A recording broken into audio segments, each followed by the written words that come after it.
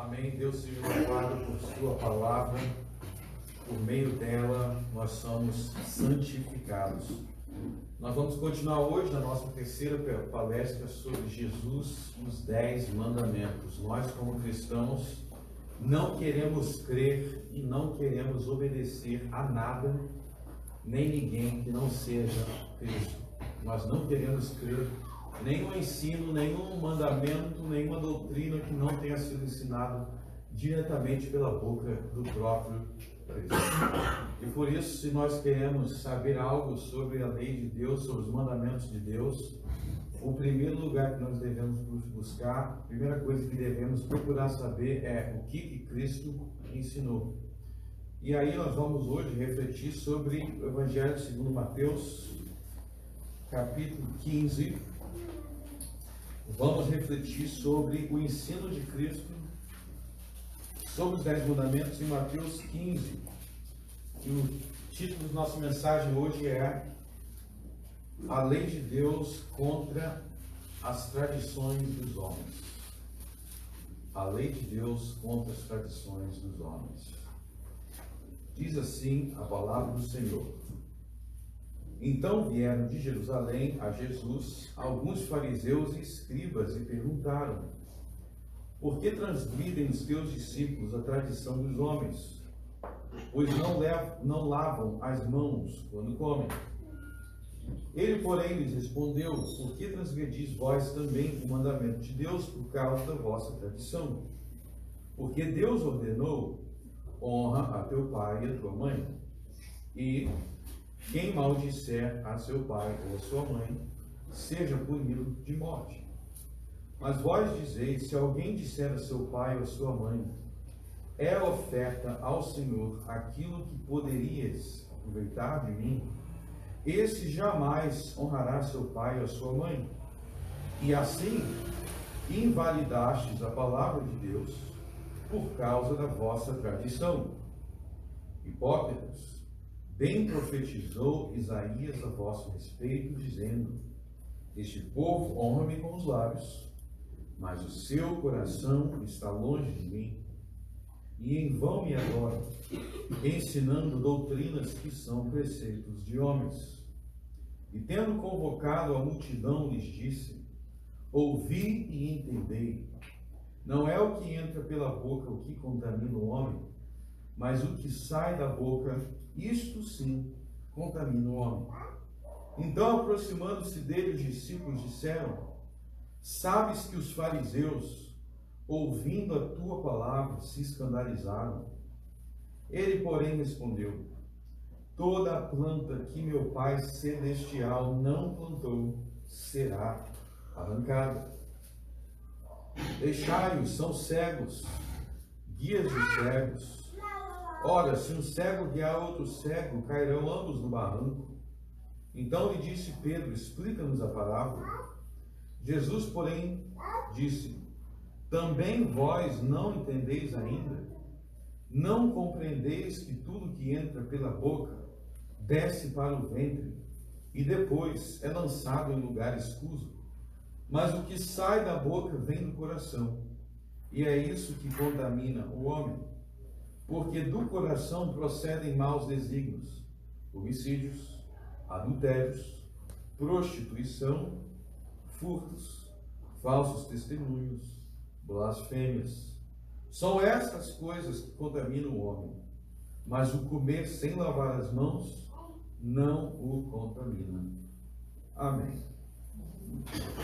Então nós lemos aqui nesse trecho importantíssimo isso a respeito do correto entendimento dos 10 mandamentos e da relação entre os 10 mandamentos e a lei, quer dizer, da relação entre os 10 mandamentos e as tradições dos homens.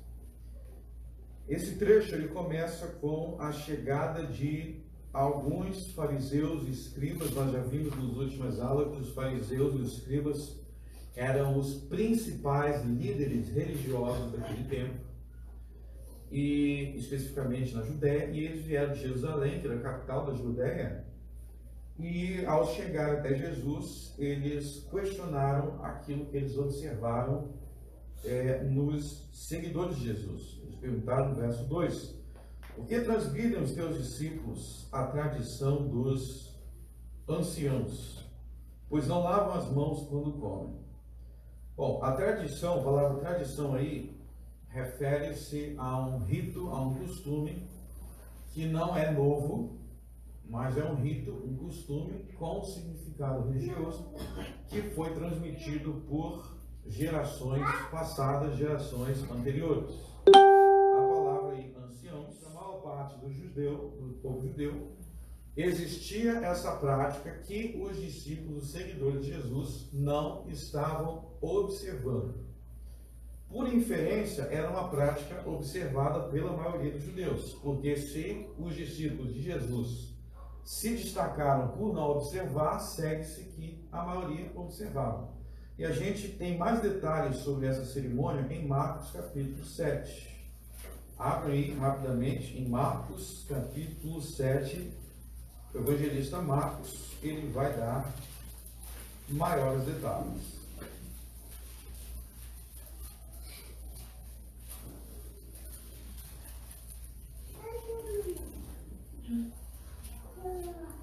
Marcos capítulo 7, verso 2. Diz assim: e vendo que alguns dos discípulos dele comiam pão com as mãos impuras, isto é, por lavar, pois os fariseus e todos os judeus, observando a tradição dos anciãos, não comem sem lavar cuidadosamente as mãos. Quando voltam da praça, não comem sem se aspergirem. E há muitas outras coisas que receberam para observar, como a lavagem dos copos, jarros, vasos de metais e camas. Ok, então aí está falando, ele deixa claro que era um costume, uma prática religiosa generalizada. Volte para Mateus 15. Então a pergunta que nós precisamos fazer aqui é: por que os discípulos de Jesus não estavam lavando a mão antes de comer? E alguém pode se perguntar, talvez uma mãe se pergunte: mas peraí, eu ensinei meu filho a lavar as mãos antes de comer, será que eu estou errado em ensinar meu filho a lavar as mãos antes de comer? No contexto aí, essa lavagem não era com objetivo higiênico, ou seja, não está se referindo a vou lavar a mão, minha mão está suja e eu vou lavar. Essa lavagem aí que incluía não só, que a gente acabou de ver, que não incluía só as mãos, mas copos, lá em Mateus 7, a gente viu, pratos, etc., não era com o objetivo de manter esses objetos à mão fisicamente higienizadas, mas fazia parte de um ritual religioso, uma cerimônia com significado espiritual. Ou seja, eles estavam pegando água, como diz lá em Marcos 7, o verbo lá é aspergir. Então eles pegavam um pouquinho de água e essa água eles aspergiam nas pessoas. Posso aspergir em alguém? Ó, só um pouquinho. Ó, aspergi nele. E agora que eu aspergi a água nele, joguei a aguinha nele, agora ele está abençoado. Bom, vocês vão parar no decorrer do sermão, vocês vão parar para pensar que nós ainda temos pessoas que praticam isso até o dia de hoje. Você tem a água benta, você tem a água ungida que coloca em cima da televisão. A ideia aqui é que havia uma água que eles jogavam, aspergia para a pessoa ficar pura. Agora eu posso comer, porque agora o alimento está puro, agora as minhas mãos estão puras, agora eu posso comer purificado. Só que aí Jesus não observava esse rito, essa cerimônia. E aí os fariseus ficaram sem entender por quê. Por que a gente tem essa cerimônia tão antiga, tão espiritual, tão amplamente difundida, porque diz lá em Marcos 7 que todos os judeus observavam. Por que Jesus, que só os seus seguidores precisam ser do contra? Eles estão sendo do contra. Isso aí vem dos antigos, nossos pais, nossas mães passaram isso para a gente, essa prática. E agora vocês não estão fazendo, por quê? E aí Jesus faz o que ele com muita frequência faz o evangelho, ele responde pergunta com outra pergunta. E nós vemos no verso 3, ele porém lhes respondeu: por que transgredis vós também o mandamento de Deus por causa da vossa tradição? Então eles perguntam: por que vocês estão violando a tradição dos antigos? É o que perguntaram para Jesus. E Jesus não responde isso falando sobre a tradição dos antigos. Jesus responde falando sobre o mandamento de Deus. Porque vós transgredis o mandamento de Deus por causa da vossa tradição. E aí Jesus vai citar o quinto mandamento. Está vendo no verso 4? No verso 4, o Senhor Jesus cita o quinto mandamento. Porque Deus ordenou: honra a teu pai e a tua mãe. Se vocês voltarem lá em Êxodo 20, isso aí é o quinto mandamento. Então Jesus agora vai perguntar por que eles quebravam o quinto mandamento. E aqui eu quero que vocês se façam uma pergunta na mente de vocês, no pensamento. Não precisa responder essa pergunta em voz alta, vocês vão responder na sua cabeça, para ver se depois, quando eu der a resposta, vocês vão acertar. É o seguinte: os fariseus perguntaram a Jesus por que se não observa a tradição dos homens. Jesus respondeu: por que vocês não observam o mandamento de Deus? Aí Jesus citou qual mandamento? O quinto. Pergunta: por que Jesus citou o quinto? Por que não citou o sexto, ou o sétimo, o oitavo ou o primeiro? Por que a resposta de Jesus era citando o quinto? Porque os caras não falaram sobre o quinto mandamento. Eles falaram sobre a tradição dos antigos.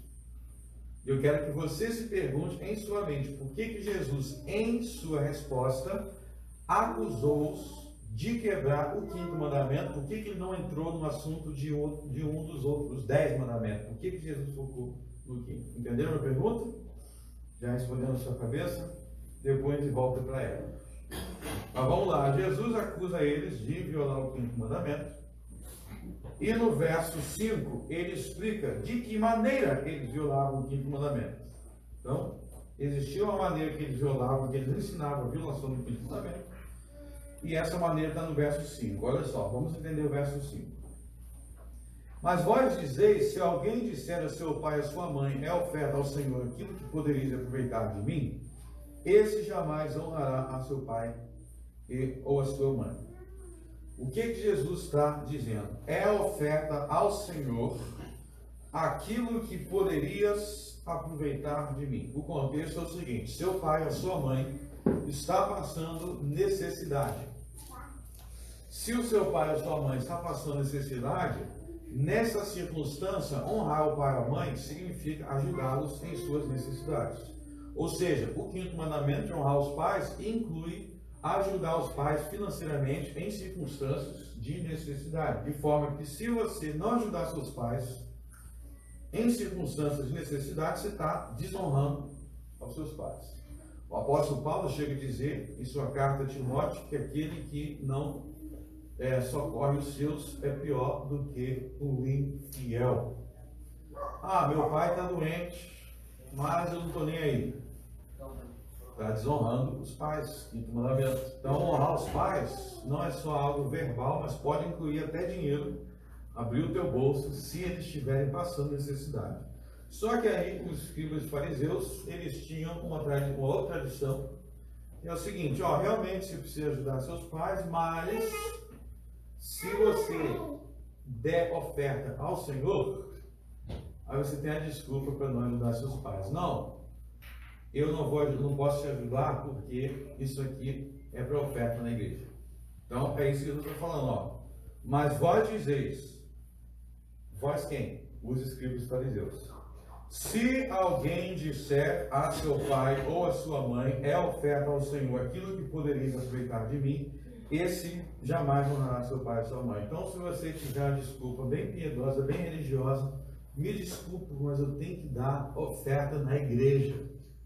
Jesus está dizendo, mesmo assim você está violando o quinto mandamento, porque você deveria lembrar dos seus pais e não dar o seu dinheiro no templo. É isso que Jesus está dizendo. Porque os seus pais são seus pais, você deve honrá-lo. Não significa que você não deve dar oferta ao Senhor, Mas você vê aqui que os fariseus, eles praticavam um pecado, mas os pecados eles sempre tinham desculpa com aparência de piedade. Então não era só assim, eu não vou ajudar meus pais, eu não vou, mas eu tenho a desculpa piedosa, que eu estou dando oferta na igreja. Tem muita gente por aí assim, que negligencia os deveres da família, usando a igreja como desculpa. Usa a igreja como desculpa para negligenciar os deveres familiares. Eu tenho meus filhos, mas eu não posso dar atenção para meus filhos porque eu fico de segunda a segunda na igreja. Não dou atenção para meu marido porque eu fico de segunda a segunda na igreja. Tudo isso está caindo nos erros dos fariseus. Usando coisas religiosas para negligenciar os deveres familiares. Mas o ponto aqui é que Jesus, então, ele não está preocupado, vocês estão vendo, ele não está preocupado com essa cerimônia de lavagem, com esse rito religioso de lavagem. Jesus está preocupado com o mandamento de Deus, o que Deus mandou, o que está escrito em sua palavra. Essa é a preocupação de Jesus. E aí ele vai, em seguida, depois de acusar os fariseus de violar o quinto mandamento, ele vai, com muita clareza, explicar por que essa cerimônia de lavagem era inválida, por que não podia, por que os discípulos dele não faziam. A resposta está no verso 9, quando ele diz: em vão me adoram, ensinando doutrinas que são preceitos de homens. Guarde bem essa expressão, preceitos de homens. O que fazia com que aquele rito religioso fosse inválido? O que fazia com que fosse inválido era o fato de que aquele preceito religioso não havia sido ordenado por Deus. Então, o fato de haver algo que não era ordenado por Deus fazia com que aquilo fosse inválido.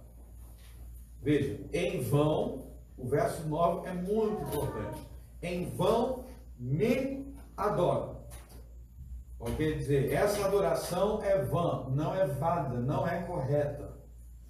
E por que não é correta? No verso 2, por que aquele ato de adoração é vão? Por que é inválido? Porque são coisas que têm origem no homem. São preceitos de homens. São coisas que foram estabelecidas por homens e não foram estabelecidas por Deus. Por exemplo, se alguém te perguntar por que você celebra a ceia do Senhor, e a resposta para você celebrar a ceia do Senhor não pode ser porque o pastor Kleber, o presbítero Kleber, mandou celebrar, ou porque os antigos celebraram, uma tradição dos antigos. A resposta não pode ser essa. Eu celebro a ceia do Senhor porque Deus ordenou. Eu celebro o batismo porque Deus ordenou. Eu louvo a Deus através de cânticos porque Deus ordenou. Tudo o que nós fazemos em termos de fé e de prática espiritual precisa ter sido ordenado por Deus. Esse é o argumento de Cristo. Em vão me adoram, porque essas doutrinas, doutrina significa ensino. A palavra doutrina, ensino. A doutrina de Cristo, o ensino de Cristo. A doutrina dos apóstolos, o ensino dos apóstolos. Doutrina de homens quer dizer que é ensinado por homens.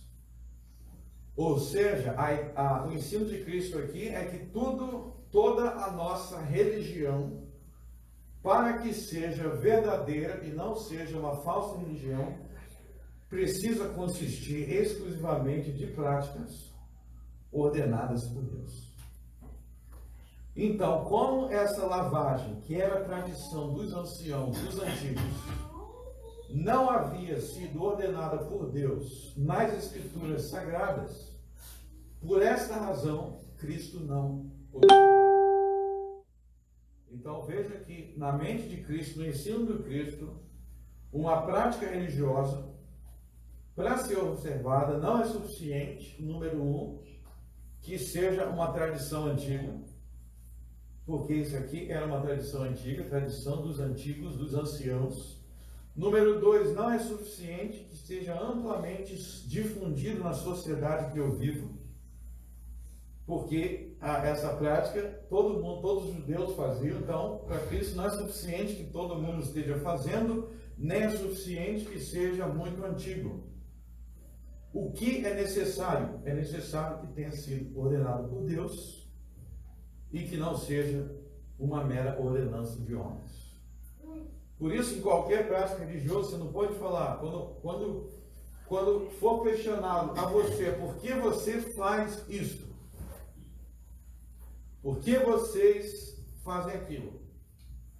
Se a sua resposta não for porque Deus mandou, acompanhado do livro, do capítulo, do versículo, que vai demonstrar que Deus mandou, está errado. Ah, mas lá no ano de 400 e pouco tinha alguém que fez. Se foi em 400 e pouco, está tarde demais. Está tarde demais, porque tem que ter sido ordenado por Cristo. 400 e pouco, Cristo já subiu ao céu já há muito tempo. Está errado. Ah, mas foi no ano 180. Também está tarde demais, não tinha nem apóstolo vivo mais. A origem tem que ser a Escritura. Em vão me adoram, ensinando doutrinas que são preceitos de homens. Tudo que tem origem nos homens é tratado aqui por Cristo como vão diante de Deus. E só subsiste aquilo que são preceitos de Deus. Mandamento de Deus, no verso 3. Mandamento de Deus. Verso 6. Palavra de Deus. Neste capítulo, então, há um contraste entre aquilo que é a palavra de Deus, aquilo que é a lei de Deus, aquilo que é mandamento de Deus e aquilo que, não sendo mandamento de Deus, tem origem na mente, nas invenções dos homens. Homens que não têm autoridade para inventar como Deus deve ser adorado. E nesse contexto, em que Jesus claramente diferencia entre mandamento de Deus e tradições de homens, eu quero que vocês observem que no versos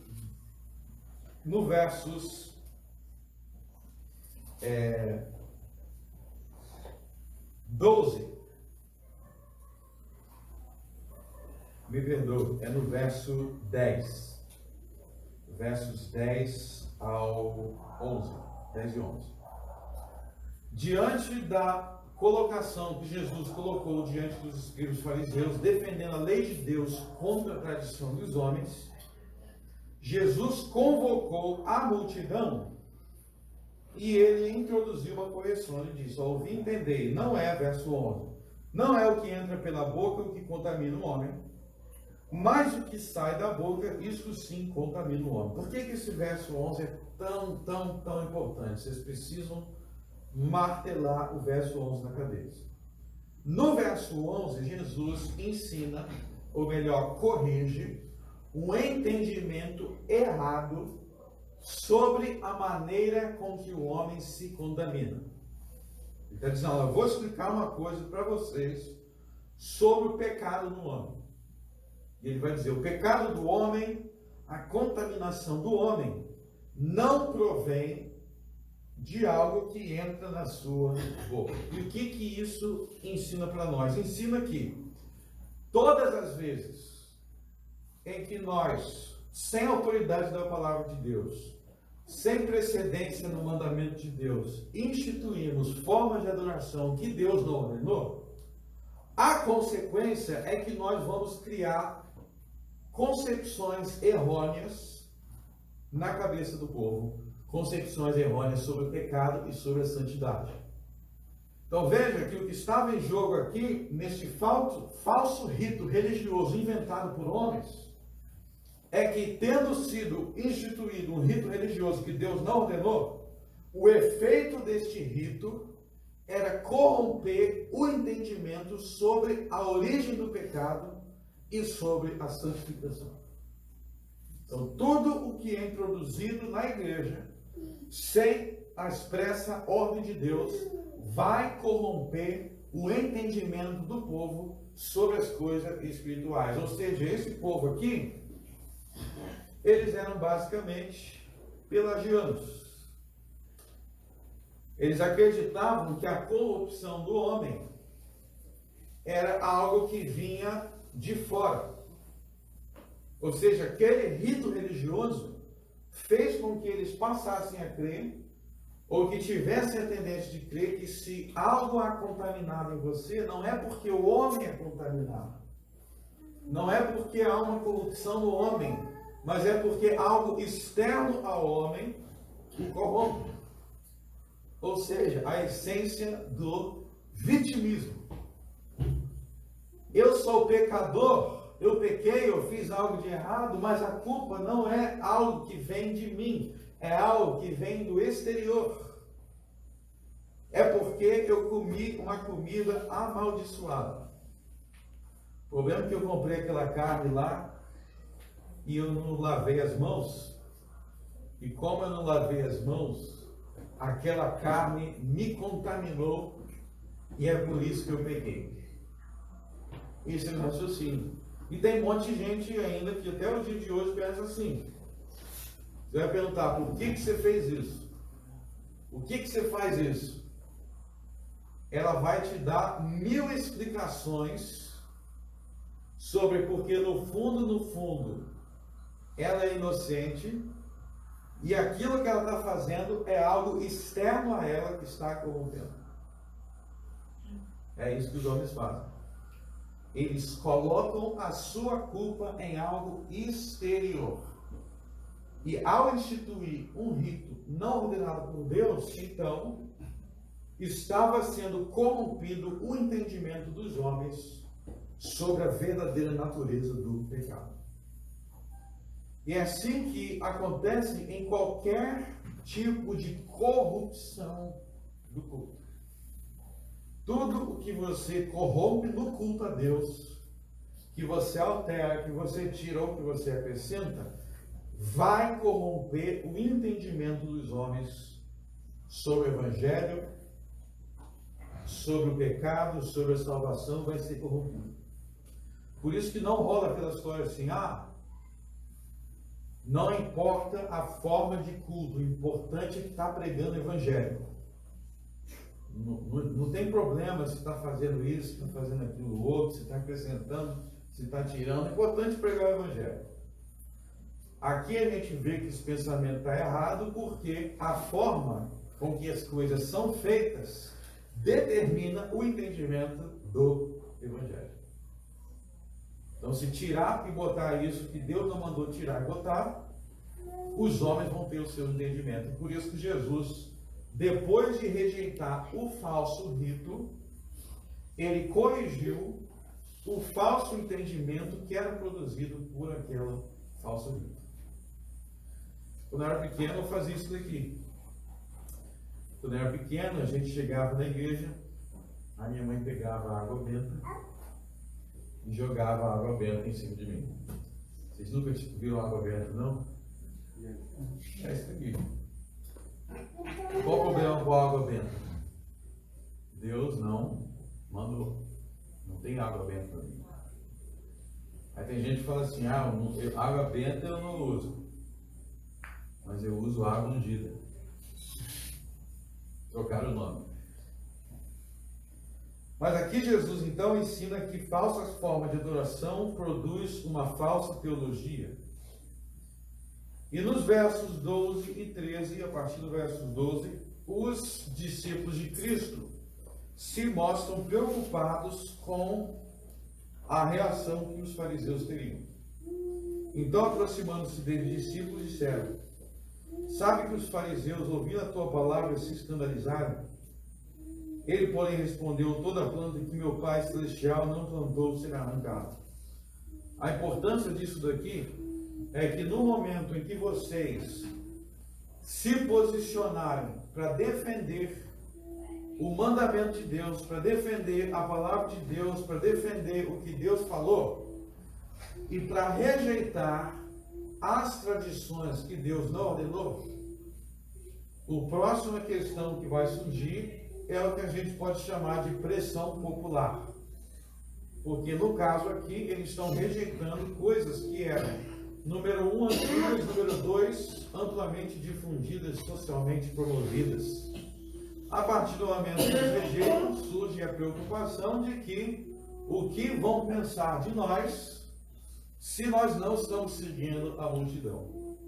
E Jesus então aqui ensina que a nossa preocupação com a vontade de Deus, com aquilo que Deus mandou, e a nossa insistência de rejeitar tudo aquilo que Deus não ordenou, deve ser de tal forma firme e perseverante, que nós devemos perseverar neste pensamento, ainda que isso crie oposição daqueles que não concordam conosco.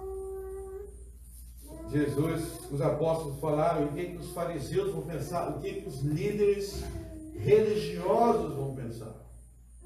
E a resposta de Jesus é, basicamente, a gente tem que preocupar, sabe com o quê? Com o que Deus vai pensar. Em primeiro lugar, não com o que os homens vão pensar. Sabe que a gente vive muitas vezes uma escravidão da opinião dos homens. As pessoas às vezes se deixam escravizar com o que as pessoas vão pensar de mim. Não se preocupe tanto com o que as pessoas vão pensar de você, a ponto de colocar como secundário o que Deus mandou e o que Ele vai pensar. Tenha respeito e reverência em primeiro lugar pela vontade de Deus. E os homens deixem em quarto e quinto lugar. Deus primeiro, Deus segundo lugar, Deus terceiro. Todos os primeiros lugares é de Deus. Deus está na frente, Deus vem em primeiro lugar, como nós vimos ontem. Amai ao Senhor vosso Deus sobre todas as coisas. Todas as coisas. Sobre todas elas, em primeiro lugar. Não coloque o amor ao próximo, ou nesse caso aqui, na verdade, o medo do próximo, acima do amor a Deus. E às vezes a gente faz isso com pessoas que nem estão aí pra gente, né? Tem gente que está tão preocupado com o que o outro vai pensar e o outro não está nem preocupado com você. E aí, no verso 16, Jesus reclama que os seus discípulos ainda estavam sem entender, e ele vai ensiná-los ainda com mais clareza: não compreendeis que tudo que entra pela boca desce para o ventre e depois lançado em lugar escuso? Mas o que sai da boca vem do coração, e é isso que contamina o homem. O que sai da boca vem do coração. Aí no verso 19, Jesus vai citar alguns dos 10 mandamentos. Ele fala assim, porque do coração procedem maus desígnios. Desígnios significa pensamentos. Agora, olha só o que ele vai falar. Homicídios, 6º mandamento. Homicídios, 6º mandamento. Não matarás. Adultérios, prostituição, 7º mandamento. Furtos, 8º mandamento. Falsos testemunhos, 9º mandamento. Então, se você perceber aí, ele está citando os mandamentos do decálogo, dos 10 mandamentos, na ordem. Eu vou falar, vocês vão me dizer o número, tá? Homicídios, 6º mandamento. Homicídios, 6º. Eu vou falar 6º, sabe, tá? Adultério, fornicação, 7º. Furtos, Oitavo. Falsos testemunhos. Nono. Alguém aqui tem os 10 mandamentos decorados na cabeça? Quem não tiver, decora. Na ordem, você tem que decorar na ordem. Então, ele está citando aí os 10 mandamentos na ordem que aparecem em Êxodo 20. E ainda tem gente que tem cara de pau de dizer que Jesus não se importava com os 10 mandamentos. Então aí Jesus está citando os 10 mandamentos e ele está explicando que os 10 mandamentos, olha, no verso 18, quando ele diz: o que sai da boca vem do coração. O que ele está explicando é que cada um dos 10 mandamentos podem ser violados de 3 maneiras principais. Esse eu ensino aí. Cada um dos 10 mandamentos, desde Moisés já ensinou isso, pode ser violado de 3 maneiras principais. Quais são as maneiras principais que os 10 mandamentos podem ser violados? Número 1, no coração. Número 2, com a boca. Número 3, a ação consumada. Então, vamos ler, por exemplo, o que está escrito no livro de Jó. Abra o livro de Jó. Vocês sabem que Jó viveu antes de Moisés. Abra o livro de Jó, capítulo 31.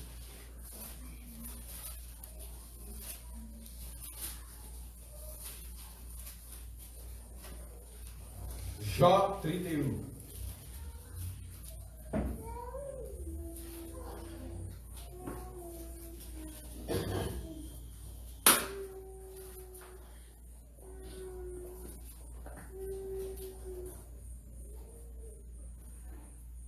Jó 31 diz assim: fiz aliança com meus olhos, como, pois, os fixaria eu numa donzela? Que porção, pois, teria eu do Deus lá de cima, e que herança do Todo-Poderoso desde as alturas? Acaso não é perdição para o iníquo e infortúnio para os que praticam a maldade? Ou não vê Deus os meus caminhos e não conta todos os meus passos? Se andei com falsidade, se o meu pé se apressou para engano, pese-me Deus em balanças fiéis, e conhecerá a minha integridade. E se os meus passos se desviaram do caminho, e se o meu coração segue os meus olhos, e se as minhas mãos se apegou qualquer mancha, então semeio eu e outro coma, e sejam arrancados renovos do meu campo. Se o meu coração se deixou seduzir por causa de mulher, se andei à espreita à porta do meu próximo, então tomou a minha mulher para outro, e outros se encurvem sobre ela, pois seria isso um crime hediondo, delito à punição de juízes, pois seria fogo que consome até a destruição, e desraigaria toda a minha renda. Olha aí. Então, o Jó aí, ele está fazendo um discurso onde ele está se defendendo de algumas acusações que ele recebeu de seus amigos. E veja que nesse discurso de Jó, ele pressupõe aquilo que o Senhor Jesus ensinou em Mateus 15. Pois ao se defender, vamos ver o que ele diz no verso 1, ó. Fiz aliança com meus olhos, como, pois, os fixaria eu numa donzela? A palavra donzela significa aí virgem. Ele está dizendo que ele fez uma aliança com os olhos dele, para que ele não cobiçassem mulheres virgens. Por que não? Porque ele era casado. Fiz uma aliança com seus olhos. Então você já vê que Jó trata como errado ele cobiçar outras mulheres porque ele era casado. Prossegue até o verso 8, 9. Se o meu coração se deixou seduzir por causa da mulher. Veja que ele está tratando como errado algo que acontece no seu coração. Então ele está dizendo que o erro já está no coração. Se o meu coração se deixou seduzir, é a mesma coisa do verso 1. que ele tinha que manter a pureza já no interior. Então só isso aí já prova o mesmo que Cristo em Mateus 15, que o pecado é cometido já no interior. De que o pecado ele está falando, no contexto, seduzir por uma mulher, ele está falando do 7º mandamento, que é não adulterarás. E aí ele vai passar do coração para a atitude. Ó, se o meu coração se deixou seduzir por causa da mulher, ó, coração. Depois ele vai falar, ó, se andei à espreita à porta do meu próximo, agora já deixou de ser coração e se tornou uma ação consumada. Ele já está à espreita à porta do seu próximo, no sentido, ele já está lá esperando o próximo sair para ele atacar aquela mulher. E você vê, aí ele fala, então moa minha mulher para outro, e outros se encurvem sobre ela. O que quer dizer isso? Então moa uma mulher para outro, outros se encurvem sobre ela. Ele está falando da sua própria morte. A ideia é que ele, se ele cometeu adultério, que Deus castigue ele com morte, e ao morrer, a sua mulher pertenceria a outro homem. Então Jó está se colocando, ó, se eu sou adúltero, que eu morra e que minha mulher pertença a outros, que eu vou morrer, ela vai ficar viúva e vai pertencer a outros. Inclusive ele defende aí o adultério como crime, né? Pois ele diz, ó, pois seria isto o crime hediondo, delito à punição dos juízes. Ele fala até aí que o adultério deveria ser punido pelos juízes como um crime. Então aqui nós vemos a mesma transição de Mateus 15. O pecado começa no coração e daqui a pouco ele está lá na casa do seu próximo, cometendo o ato. Então isso aí que Jó falou sobre o adultério é o que Jesus ensinou sobre os 10 mandamentos de Mateus 15. Então pode voltar lá. Então cada um desses mandamentos, o que Jesus está dizendo, cada um desses mandamentos, ó, homicídio, 6º mandamento, adultérios, prostituição, furtos, falso testemunho, todos eles, ele vai dizer que começa no coração, vai para a boca e se torna uma ação. Por isso que aquele falso rito estava invertendo as coisas. Porque aquele falso rito fazia com que o pecado não fosse algo enraizado no coração, mas fazia que o pecado fosse algo externo ao homem e o coração do homem como se fosse inocente. E nesse coração inocente, no meu coração inocente eu fui levado. Mas eu era um cara bom. Jesus está dizendo não. Havia a semente do pecado no seu coração e foi lá dessa semente que germinou esta árvore. É o contrário. E aí Jesus vai dizer, então, aí novamente, ele está corrigindo um falso entendimento que havia sobre o pecado, sobre os mandamentos, sobre a santidade, sobre a obediência, falsos entendimentos forjados e incentivados por falsas formas de adoração. Ou seja, aquela falsa forma de adoração, na verdade, tinha um efeito contrário ao que era proposto. Vocês estão vendo que o efeito, na verdade, é contrário. Porque o objetivo daquele rito de lavagem, no entendimento deles, era se purificar. E Jesus está dizendo que, na verdade, além de não purificar, na verdade, contaminava o entendimento. Porque estava levando confusão sobre doutrinas essenciais. Doutrinas do cristianismo são corrompidas quando a forma de culto é errada. É isso que Jesus está ensinando aqui. Então, se fosse um falso rito, mas se ficasse na neutralidade, ainda estaria menos pior. Jesus está dizendo, não fica na neutralidade. Não fique na neutralidade. Corrompe o seu entendimento. Por isso que tem muito cristão, tem muita gente que é cristão, vai na igreja, frequenta e fica com aquela sensação direto e reto, passa anos, continua confuso, não entende as doutrinas da Bíblia. Grande parte dessa confusão é porque foram introduzidos falsos formas de adoração, doutrinas que são preceitos de homens, e é isso que impede o povo de entender. É isso que impede o povo de entender, porque está muita mistura.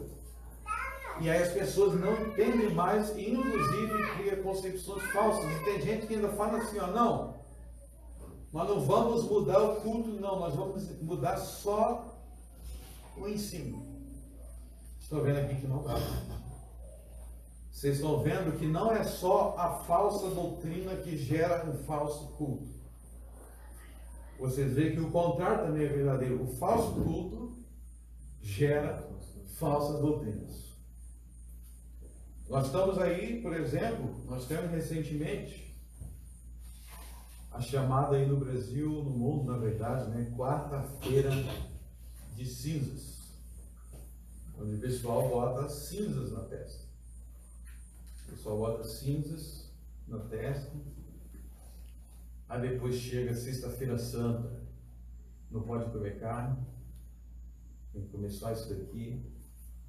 Pode ser peixe, bacalhau, carne, não pode ser carne de nenhuma. Então, tudo isso daí são tradições de homens. Então, e o efeito não é só que vai, é uma coisa neutra. O efeito disso é gerar falsas doutrinas, falso entendimento do Evangelho, falso entendimento sobre o que é se arrepender, falso entendimento sobre qual é a origem do pecado, e assim por diante. Ritos falsos, adoração falsa, gera entendimento falso. Então aqui Jesus nos chama para uma vida cristã, para uma vida espiritual que é pautada nos 10 mandamentos, no entendimento correto do mandamento de Deus. E aqui eu quero chamar vocês à reflexão que os mandamentos de Deus não são para serem entendidos de maneira superficial.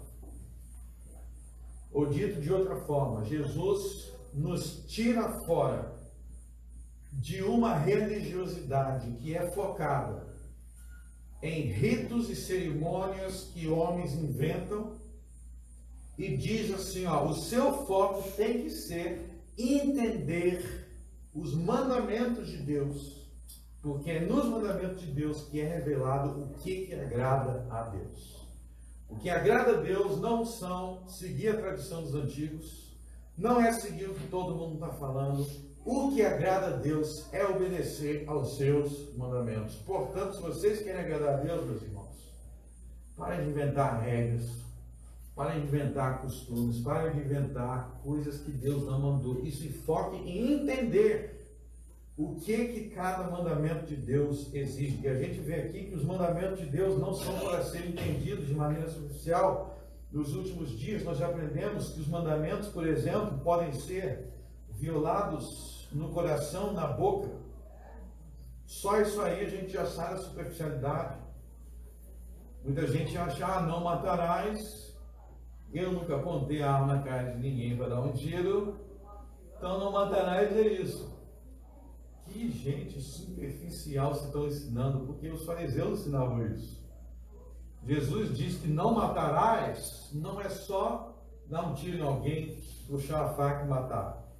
Você pode matar com a boca, você pode matar com a sua língua venenosa, fofoca, tudo isso está incluído. Não matarás, começa no coração.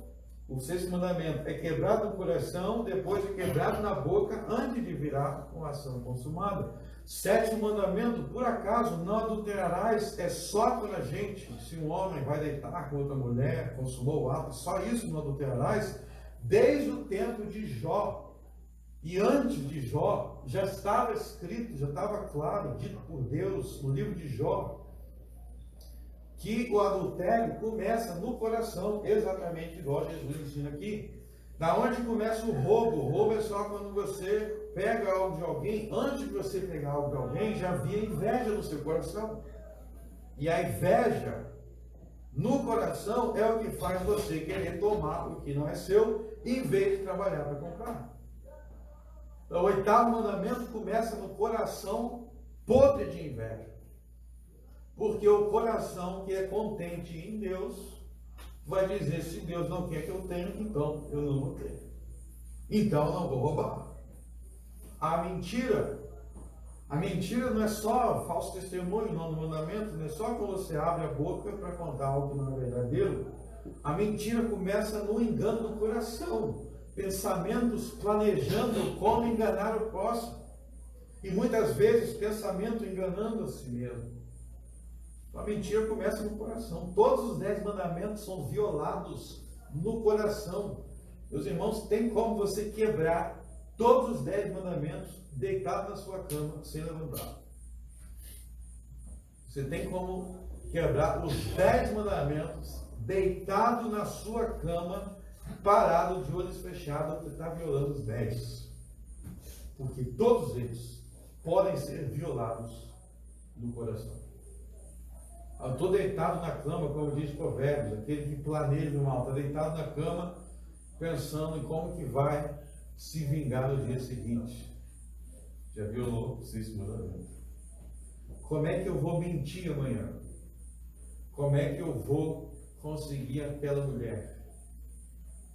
Todos os 10 violados sem nem precisar se mexer.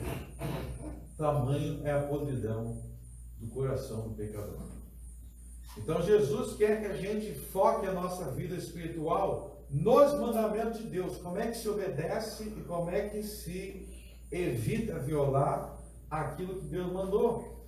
Outra prova aqui, que não é uma questão de superficialidade, é que o 5º mandamento inclui abrir o seu bolso para o seu pai e sua mãe em casos em que eles estão passando necessidade.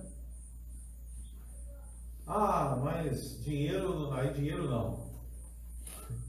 Você vê que não é só com palavras que se honra. Muitas vezes é necessário atitudes que até vai mexer com o teu bolso. E se a gente for refletindo mandamento por mandamento, a gente vai ter que ver assim. E por isso é tão perigoso quando qualquer coisa que não foi ordenada por Deus é introduzido no meio da igreja. É perigoso porque o resultado é sempre destrutivo. O resultado é o desprezo pela lei de Deus. Jesus aqui então nos convoca aquilo que está escrito no Salmo 1, que os servos de Deus devem meditar na lei do Senhor de dia e de noite. Salmo 1, meditar. A ideia de meditação é que entender a correta aplicação da lei de Deus não é suficiente saber as palavras do mandamento. E é por isso também que diz o profeta: escreverei a minha lei no seu interior. A ideia da lei de Deus sendo escrita no interior, que é o mesmo que Moisés ensinou em Deuteronômio 6. O que é isso? Escrever a lei no interior. É a ideia de internalizar. É a ideia que não é algo que você, não matarás. Eu já ouvi falar disso aí, não matarás. Não, você tem que pegar isso e internalizar. Fazer com que aquilo vire quase um instinto. As implicações, as aplicações. Não farás para ti imagem de escultura. Você tem que internalizar essa verdade. E a internalização vai gerar sentimentos, vai mudar seus sentimentos, vai mudar o seu linguajar, porque aquilo está internalizado no coração. E aí você começa a mudar o pensar, você começa a mudar o sentir, você começa a mudar o que você fala. Coração, boca, porque os mandamentos foram internalizados. Você conhece as aplicações, você conhece instintivamente a maneira de aplicá-los em cada situação. Como é que isso vai acontecer se a gente não sabe neles de cor na hora? Em várias partes do Evangelho, Jesus cita os mandamentos, os 10 mandamentos, Jesus defende-os, Jesus explica-os, Jesus aplica-os. É quase como se estivesse correndo os 10 mandamentos na corrente sanguínea de Jesus.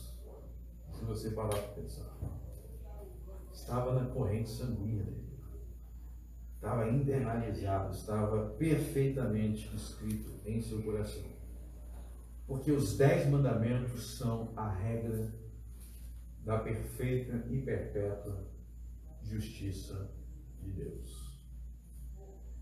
E para finalizar, vou dar a resposta para a pergunta que eu fiz.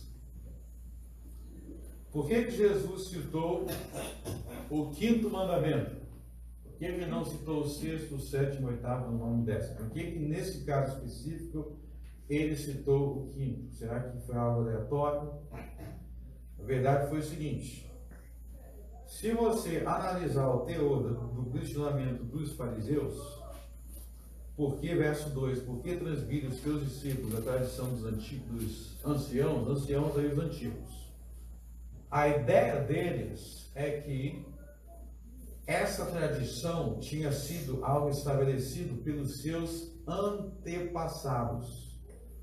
Ou seja, era algo transmitido de geração em geração, de pai para filho. Como é que uma tradição tem força no meio de uma cultura? No meio da cultura, a força da tradição é a família. Ok? A força da tradição é a família. Meu bisavô fazia, meu avô fazia, meu pai fazia, minha mãe fazia, logo minha mãe me ensinou e eu tenho que fazer. É assim que a tradição se transmite, de pai para filho. Então, meus pais, agora sou eu. Então, quando os fariseus tinham preocupação com a tradição dos antigos, esses antigos, a ideia de seguir a tradição dos antigos, era a ideia de respeitar os seus pais. Ou seja, eles entendiam que eles estavam honrando os seus pais. Se vocês conversar hoje com pessoas que seguem práticas idólatras, vocês vão ver que muitas vezes eles vão argumentar assim.